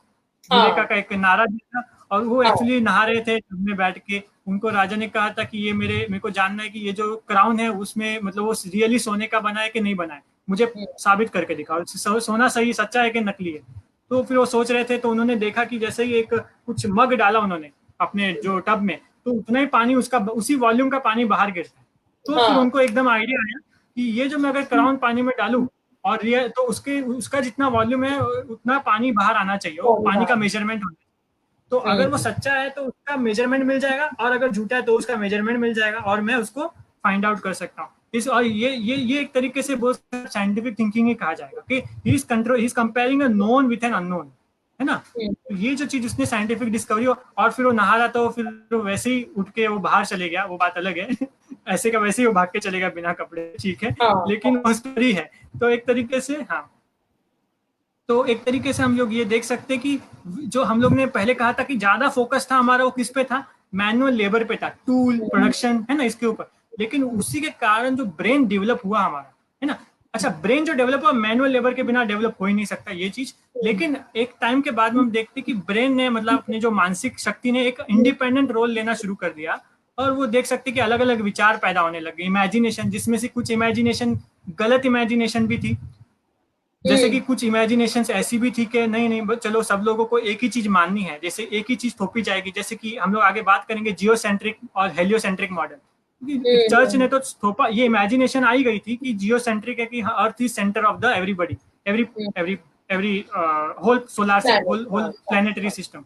बट वो आगे चल के चैलेंज, तो ये जो चीजें होती है ना, ये भी चीजें, अच्छा ये जो सारी चीजें थी, इसमें एक चीज बहुत इंपॉर्टेंट है कि ये जो जो मेंटल मतलब मानसिक हमारा डेवलपमेंट हुआ था ना, वो एक तरीके से हम लोग उन लोगों से पाया जाता है, मतलब एक तरीके से उन लोगों में दिखता है हमको, जैसे गैलीलियो, या हमने ये जो बातें की अभी, जो इसके पहले वाला था यूक्लिड, जो इसके पहले वाली स्लाइड थी आर्किमिडीज, आर्किमिडीज, तो ये सारे जो लोग ये लोग कर रहे थे, और उसमें उसमें ये था कि ये लोग सब लोग मतलब उच्च उच्च मतलब एक तरीके से हायर अपर क्लास बोल सकते हैं जिसमें से आते थे। अच्छा ये क्यों हुआ, मतलब ये सेपरेशन क्यों हुआ, क्योंकि एक तरीके से हम लोग यहाँ देख सकते हैं कि जो एंशियंट ग्रीस का जो समाज था ना, अभी हम लोग समाज पे आ रहे हैं। अच्छा हम लोग नेचर के बारे में बात करें, इवोल्यूशन और सोसाइटी के ऊपर थोड़ा बात करते हैं कि सरप्लस, सरप्लस एक चीज होती है। सरप्लस का मतलब ये होता है कि जो हमने पहले ही बात किया कि 100 लोग जो थे वो 100 लोग का खाना बनाते थे, खाना मतलब पैदा करते थे, it was an eco society till then.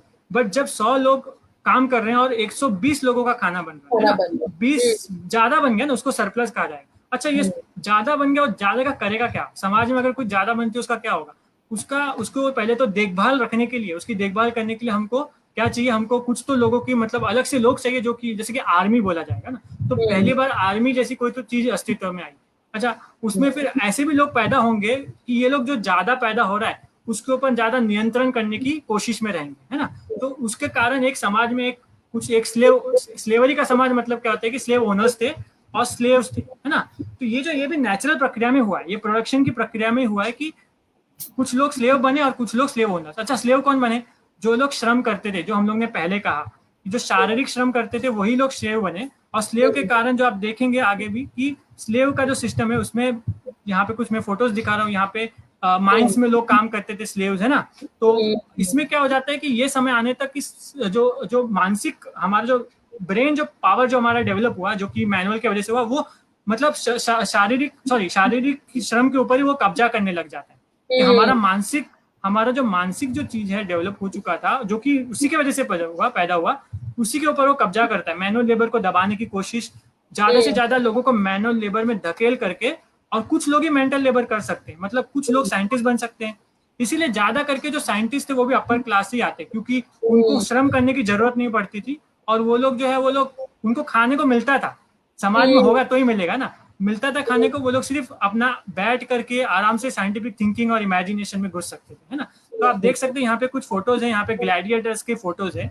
Gladiator ancient रोम, ये भी एंशियंट रोम भी जो है वो स्लेव सोसाइटी था, जिसमें कि ग्लैडिएटर्स तो वो थे जिनको आपस में स्लेव्स को लड़ाया जाता था, और जो स्लेव ज्यादा मतलब तरीके से पावरफुल होता था ना, उसको आर्मी में भर्ती किया जाता था।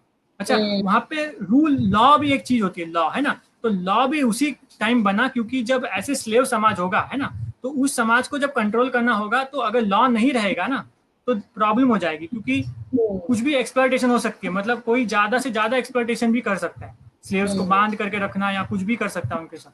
तो इसलिए एक लॉ चीज भी आई, कि लॉ में इसलिए आई कि थोड़ा मतलब लेवल बना रहे, एक बैलेंस बना रहे समाज में। तो लॉ जो था हमेशा वो स्लेव ओनर्स के फायदे में रहता था, लॉ जो था जुडिशियल सिस्टम बना था, इससे पहले कोई law judicial system army police ये सारे अस्तित्व में हमारे समाज में दिखते नहीं है।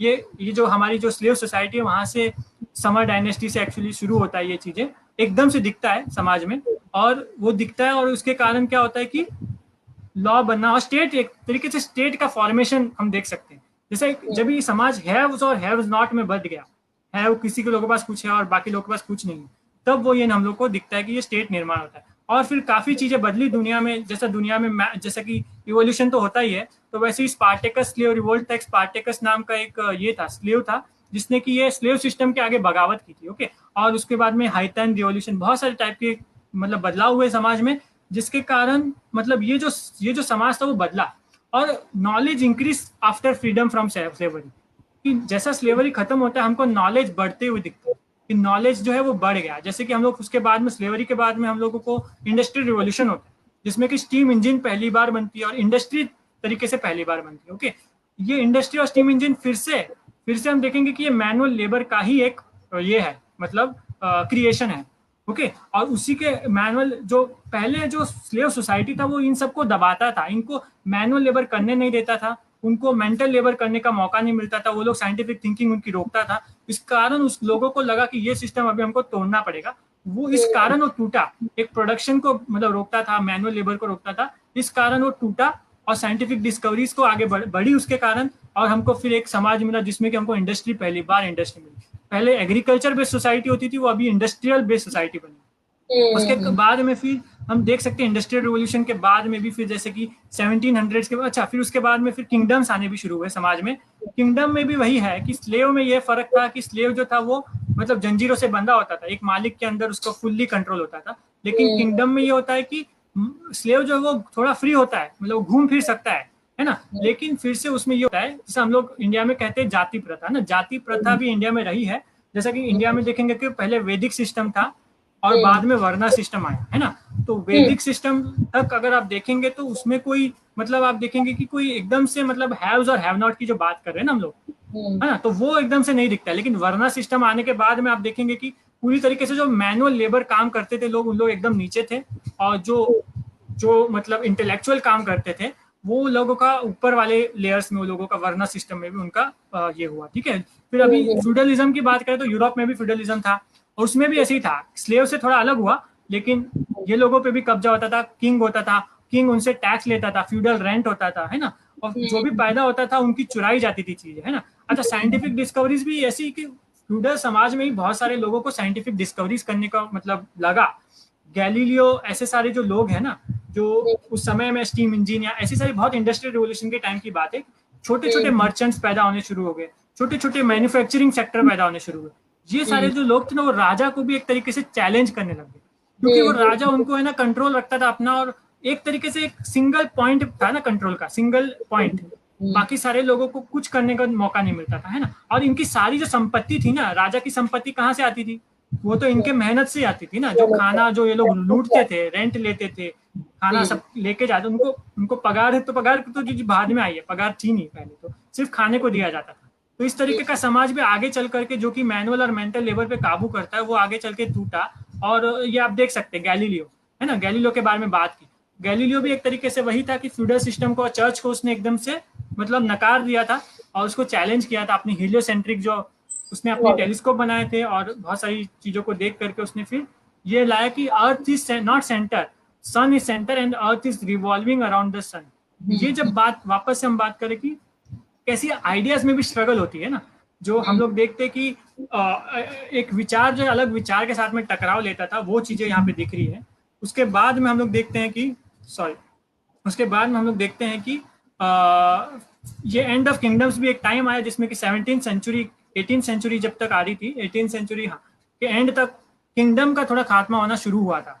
ये जो फोटो दिखा रहा हूँ ये पैलेस ऑफ बेस्टाइल है, फ्रेंच रिवोल्यूशन के टाइम का समय है ये, जिसमें कि किंगडम्स को एकदम से लोगों ने चैलेंज किया था, जो कि जो मर्चेंट्स मैंने कहा था, मर्चेंट का तबका था, और उन्होंने एक तरीके से जो उनको साइंटिफिक थिंकिंग को रोकता था, चर्च का कब्जा था, उनके मेंटल और मैनुअल लेबर भी करने नहीं देता था क्योंकि वो लोग फैक्ट्री नहीं लगा सकते थे उस समय में। ठीक है, तो इस तरीके से वो लोग को रोकता, उसको हम लोगों ने फिर खत्म हुआ वो सिस्टम। मैं कह रहा हूँ कि वो सिस्टम भी एक तरीके से साइंस के कारण ही, एक तरीके से उसकी मैनुअल मेंटल लेबर को रोकने के कारण वो खत्म हुआ। और उसके बाद में हम लोग आगे देखते हैं कि आज का जो समाज देखेंगे, आज जो हम लोग किंगडम्स तो है नहीं आज, है ना, आज का समाज जो है उसमें भी आप देखेंगे कि ये जो हैव्स और हैव नॉट की जो बात कही थी ना स्टार्टिंग में कि सरप्लस प्रोडक्शन, आज तो सरप्लस प्रोडक्शन इस लेवल तक बढ़ चुका है कि मतलब कुछ लोग अगर काम करेंगे ना, कुछ लोग काम करके मतलब आधे से ज्यादा लोगों की मतलब पॉपुलेशन के आधे से ज्यादा लोगों को वो लोग प्रोवाइड कर सकते हैं। तो इतना प्रोडक्शन हमारे पास बढ़ चुका है समाज में, क्योंकि आज मशीनीकरण हो गया, हर जगह इंडस्ट्रीज आ गई है ना। प्रोडक्शन, अच्छा प्रोडक्शन जब बढ़ जाता है, ओके, प्रोडक्शन जब बढ़ जाता है तो प्रोडक्शन का आइदर वो प्रोडक्शन जो भी पैदा हुआ है वो लोगों तक पहुंचेगा या फिर कुछ लोगों तक पहुंचेगा जो कि वो लोग काम नहीं करते। ओके, तो समाज में इसका मतलब हम ये भी देख सकते हैं कि काफ़ी जो लोग हैं वो लोग खेती नहीं करते। आज भी समाज में जो पहले इंडिया भी थी वो पहले ज़्यादा खेती पे फोकस वाला इंडिया था, लेकिन आज भी तो इंडिया एकदम से एग्रीकल्चर डिपेंडेंट इकोनॉमी है नहीं, क्योंकि एक तरीके से वो इंडस्ट्रियल, क्योंकि एक तरीके से वो मतलब प्रोडक्शन इतना होता है कि सब लोगों को एकदम मैनुअल लेबर बोलेंगे ना, जो एकदम कठिन काम होता है वो करने की जरूरत नहीं है। ये भी किसने दिया, ये लेबर का प्रोडक्शन, ये लेबर का इवोल्यूशन के कारण ही हुआ है कि हम लोग इस लेवल तक आज पहुंचे हैं। और लेकिन आज भी हैव और हैव नॉट है, जिसमें कि हम लोग देखेंगे कि बहुत सारे मतलब अमीर लोग हैं जो कि गरीब लोगों का, उनकी जो संपत्ति है वो गरीब लोगों से आती है। वो लोग क्या करते हैं, अमीर लोग एक जगह फैक्ट्री डालेंगे, मकान जो उनको ये डालना होता है, प्रोडक्शन सेंटर या फैक्ट्री डालनी होती है, फैक्ट्री डाल के मजदूरों से काम कराते हैं, है ना। मजदूरों के काम कराएंगे तो यहाँ पे बोलेंगे कि वो लोग तो सैलरी देते हैं ना, तो बोलेंगे, तो बोलते हैं कि हम लोग एक्सप्लॉयटेशन कहाँ होता है, एक्सप्लॉयटेशन होता है, कैसे होता है कि वो लोग पहले तो इसमें कि जो काम के घंटे बढ़ाए जाते हैं, काम का घंटा हमेशा बढ़ाया जाता है और सैलरी कम की जाती है ना। सैलरी तो, और जो जो हम लोग ज्यादा काम करते हैं और जो ज्यादा प्रोडक्शन होता है वो समाज में वो लोगों से खुद से छीना जाता है, मतलब मजदूरों से भी आज जो फैक्ट्री में काम कर रहे हैं उनसे छीना जाता है, और वही वही है जो कि मालिक की संपत्ति पैदा करता है। तो मालिक की संपत्ति और कुछ नहीं है, वो लूटा हुआ मेहनत है और लूटा हुआ श्रम ही है, और लूटा हुआ नॉलेज भी है। मतलब लोग आजकल तो कंपनी सर्विस सेक्टर में तो बहुत सारा नॉलेज देते हैं, नॉलेज प्रोडक्शन होता है, नॉलेज को बेचते हैं, है ना, देते हैं एक तरीके से, उनकी नॉलेज की भी लूट होती है, साइंटिफिक इंडस्ट्री या साइंस में भी होता है। तो इस तरीके से आज भी वो लूट कायम है, और इसी कारण हम लोग देखते हैं कि आज क्लाइमेट चेंज के इश्यूज हो गए, है ना, पॉवर्टी का इश्यूज हो गया, है ना। ये सारे जो इश्यूज आज के हमारे समाज में है, ये सारे जो आज इवोल्यूशन इस लेवल तक आ गया है कि आज हमारा प्रोडक्शन जो है इतना है कि किसी को भूखा मरना नहीं पड़ना चाहिए, इस लेवल का प्रोडक्शन है। क्योंकि आज भी लोग बोलते हैं, जो मैं निखिलेश का एग्जाम्पल का ये आंसर दे रहा हूँ कि कंपटीशन होती है ना, तो कुछ लोग तो मरेंगे, लेकिन ये लोग प्रोडक्शन पे बात नहीं करते कभी। प्रोडक्शन आज का देखा जाए तो आज इतना प्रोडक्शन हो रहा है कि सब लोगों को, हम लोग का इंडिया, जैसे कि इंडिया दाल बनाने में नंबर 1 है, स्पाइसेस बनाने में हम लोग नंबर 1 है, कपड़ा देखो, कपड़े में हम लोग कितना आगे, कॉटन इंडस्ट्री कितना हम लोग प्रोडक्शन करते हैं। अगर ये इसको इक्वली बस बांटा जाए ना तो हमारी पॉवर्टी खत्म हो सकती है, ठीक है। लेकिन हम लोग के पास आज भी है, लोग दिन में 3000 to 5000 बच्चे हैं जो कि भूख से मरते हैं। तो ये तरीका है, तो इस कारण ये हाँ, ये डेटा मैंने भी कहीं पढ़ा है कि जो 7 बिलियन लोग हैं उनके लिए एक्चुअली हम 9 बिलियन लोगों जितना खाना बना रहे हैं अर्थ पे, बट इतना होर्डिंग और इतना ये हो रहा है, ग्रीड है हमारे में कि हम ये बांट नहीं रहे हैं। खाना सड़ जाता है, लोग केले फेंक देते हैं यूएस में, अच्छा केला होगा तो भी या फ्रूट्स होगा तो भी, बट वो बांटते नहीं है खाना। तो ये बात तो है, मैं मानती हूँ। तो फिर मुझे बस ये एक ही कहना था कि जो हमारी व्यवस्था है, जो पहले किंगडम की बात की थी हमने ना, तो राजाशाही थी उसमें। अभी हम लोग बोलते कि डेमोक्रेसी में रहते हैं, लेकिन ये डेमोक्रेसी का मतलब क्या है कि डेमोक्रेसी में आज भी हम देखते हैं कि डेमोक्रेसी सिर्फ शब्द के लिए, क्योंकि यहाँ तो अमीरों का ही राज है ना। तो ये आज जो हमारा जो ये है, इसको हम लोग कहते हैं कि पूंजी का साम्राज्य, एक तरीके से जो अमीरों की और जो पैसे की जो संपत्ति का पूरा एक राज्य बना हुआ है, जिसमें कि जो संपत्ति बनती है वो मेहनत से ही बनती है, जो हमने कहा था। और जो मेहनत नहीं करते, जो मतलब प्रोडक्शन में इन्वॉल्व नहीं होते, वो खाते तो सब कुछ है ना, खाते तो है वो लोग भी, लेकिन वो लोग प्रोडक्शन में तो हिस्सा नहीं लेते। तो इंसान का डेफिनेशन ही ये था कि इंसान तभी बना है जब वो मैनुअल लेबर किया, और मैनुअल लेबर से ही मानसिक शक्ति बनी। तो जब वो लोग शारीरिक श्रम नहीं करते, इसका मतलब यही है कि वो लोग इंसान बनने के मतलब लेवल पे नहीं पहुंचे, यही बोला जाएगा। और उसमें भी ये मैं बता रहा था कि आज जो एडवांसमेंट हो रही है, आज आर्टिफिशियल इंटेलिजेंस की बात होती है ना, एग्रीकल्चर में तो अभी इंडस्ट्रीज की या मशीन की बात होती है, ऑटोमेशन। तो ये सब अगर आ जाता है तो एक तरीके से हम लोगों के पास मतलब इतना प्रोडक्शन होना चाहिए कि किसी को भी भूखे मरने तक का तो कोई सवाल ही नहीं आता। और हमारा जो स्टैंडर्ड ऑफ लिविंग आज है हमारे देश में भी, या और इनफैक्ट साइंस का भी देख लो ना, साइंस में ये सब बातें होती है, लेकिन ये हो नहीं सकता क्योंकि साइंस में फंडिंग नहीं दिया जा रहा है। आर्टिफिशियल इंटेलिजेंस से लोगों को क्या फायदा होगा ना। और यहाँ भी एग्रीकल्चर बढ़ जाएगा इंडस्ट्री में ऑटोमेशन से, ये भी बहुत मुश्किल है क्योंकि इतना खर्चा करने के लिए साइंस में फंडिंग होनी चाहिए, टेक्नोलॉजी इनोवेशन, ये सारा आप देख सकते हैं, ग्राफ है ये यूएस का ग्राफ है, साइंस में फंडिंग कम हो रही है।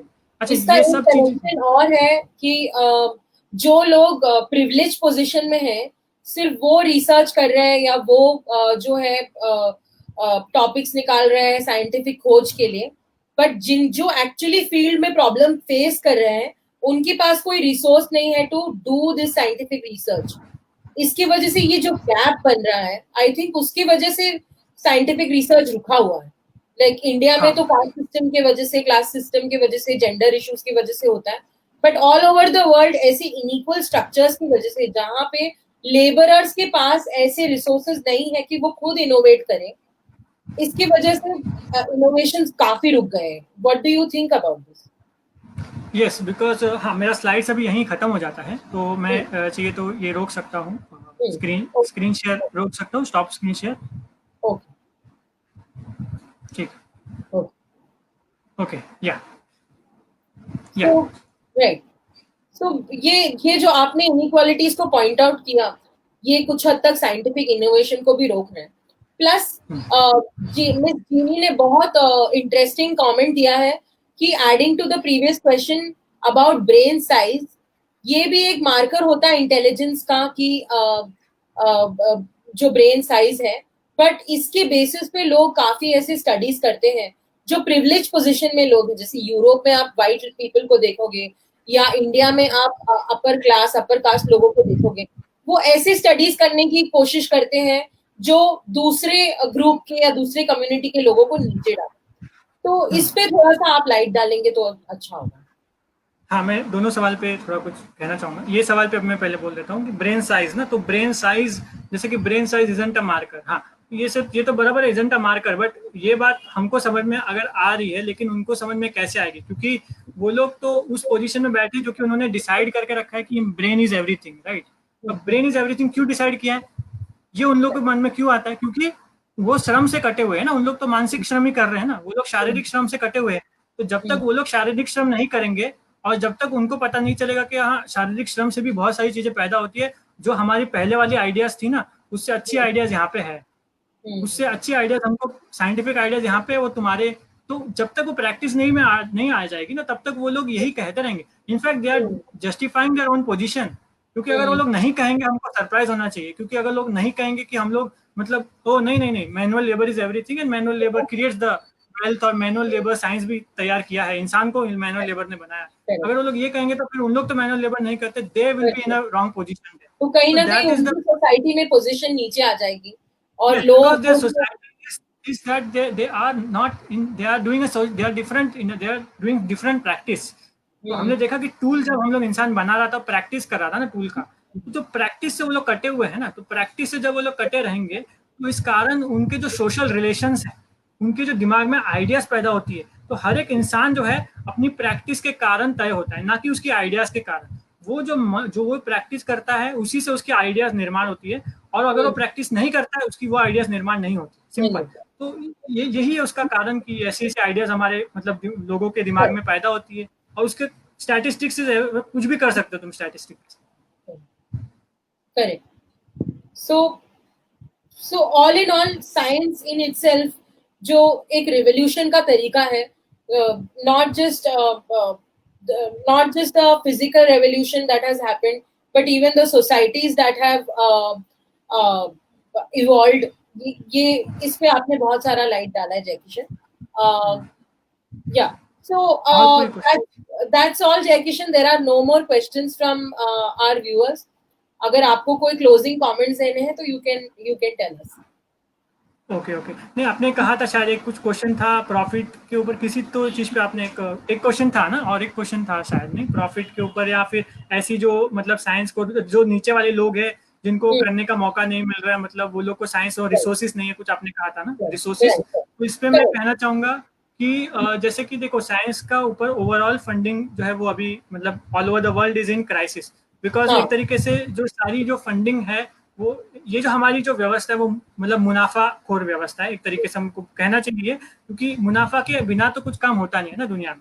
तो ये ऑल ओवर द ग्लोब का आज बात कर रहा हूँ मैं, कि all over the globe the everything, in fact हम लोग सुई से लेकर हम लोग कुछ भी कंप्यूटर खरीदे, इसमें भी मुनाफा होता है किसी न किसी, है ना. और ये मुनाफा आता कहाँ से, जो मैनुअल जो लोग पैदा करते हैं उनको पास तो नहीं मिलता है ना. जैसे कि अगर कोई बिल्डिंग बनाता है ना, कोई मजदूर, उनको उस बिल्डिंग में रहने का मौका नहीं मिलता है. इनफैक्ट वो लोग बड़ी बड़ी बिल्डिंग अच्छी अच्छी बना लेते हैं, लेकिन उनका घर देखेंगे जाने के, उनके घर के बाजू से मतलब नाला निकलता रहता है ना. तो आप देख सकते हैं कि एक तरीके से तो ऐसी स्थिति रहेगी तो विज्ञान भी कहाँ तक पहुंच पाएगा ना. तो विज्ञान बहुत नैरो डाउन है, विज्ञान जो है वो लोगों तक, जनरल तक, लोगों तक पहुंच नहीं सकता। अब वो वैज्ञानिक सोच और विज्ञान जब तक लोगों तक पहुंच नहीं सकता, क्योंकि ये इन इक्वालिटी का जो लेवल है वो बढ़ चुका है, और वो है एक तरीके से। जब तक वो खत्म नहीं होता तब तक हम लोगों को एक तरीके से उम्मीद नहीं रखनी, ज्यादा नहीं रखनी चाहिए कि सब लोगों को मतलब साइंस मिल जाएगा, है ना। लेकिन ये बात है कि साइंस का सब लोगों तक पहुंचना बहुत जरूरी है, और जब तक साइंस नहीं पहुंचता तब तक हम लोग, अगर इतनी से लोग अगर साइंस करते हैं, हम लोग कहते हैं कि इतने से लोग साइंस करते हैं, बहुत कम लोगों को मिलता है मौका ना।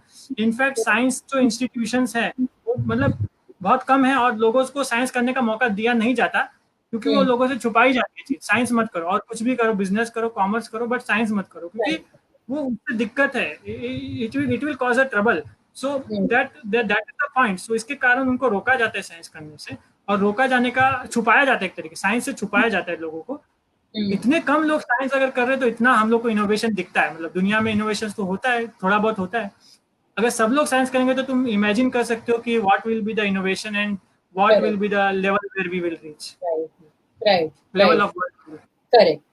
सो या इन ऑल जो है it is possible. I think viewers को मैं रिक्वेस्ट करना चाहूंगी कि जय किशन जो काम कर रहे हैं क्यूब के साथ, यहाँ पे साइंस को कैसे एक्सेसिबल किया जा सकता है, यानी कैसे आम जनता भी साइंस में पार्टिसिपेट कर सकती है, कम से कम रिसोर्सेज में साइंस कर सकती है। ये काम आपने बहुत ज्यादा किया है जय किशन, एंड इट्स कमेंडेबल कि आप ऐसा काम कर रहे हो, because citizen science project and student science projects जो है, इसी से हम इनोवेशन को और आगे बढ़ा सकते हैं। With that, I will close the live session. Thank you, Jyoti, for joining us. And this was a very lively talk. I think so far हमने जितने भी बात की है, एक connecting link between science and society जो आपने बनाया है, I hope इस पे हम और talks कर पाए, and अगर आप इस पे और talks भी देना चाहें तो प्लीज हम हमारे साथ जुड़े। And viewers, please आप क्या फील करते हैं इस बारे में हमारे कमेंट सेक्शन में आप बता सकते हो। Thank you. We are ending the broadcast. Thank you. Bye. Yeah, thank you. Thank you. Bye.